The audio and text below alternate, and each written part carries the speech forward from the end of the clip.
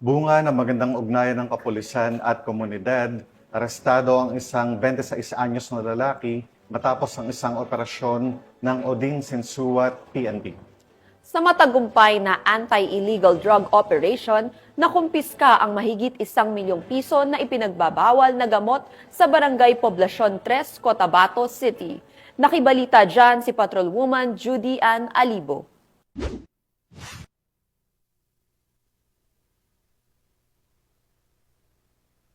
Nasamsam ang 1,156,000 pesos halaga ng iligal na droga mula sa isang high-value individual sa isinagawang operasyon ng Dato Odin Sinsuat PNP sa Barangay Poblacion 3, Cotabato City, nito lamang 27 ng Oktubre taong kasalukuyan. Kinilala ni Police Lieutenant Colonel Ismail Madin, hepe ng 2 MPS, ang suspect na si alias Dats, 26 anyos na residente ng Poblacion 2, Cotabato City.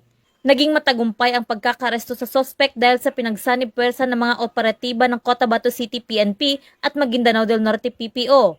Nakuha mula sa suspect ang isang Honda Click na sasakyan, 3 jumbo at isang medium-sized plastic sachet na pinaniniwala ang shabu na may timbang na 170 gramo at nagkakalagang 1,156,000 pesos, 400,000 pesos budled money, 1,000 pesos bilang buy-bust money at isang cellphone.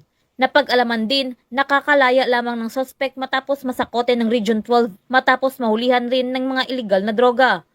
Ang mga nakumpiskang ebidensya ay kasalukuyang nasa kustodiya na ng naturang stasyon kasama ang suspect at nahaharap sa kasong paglabag sa Republic Act 9165 o ang Comprehensive Dangerous Drugs Act of 2002.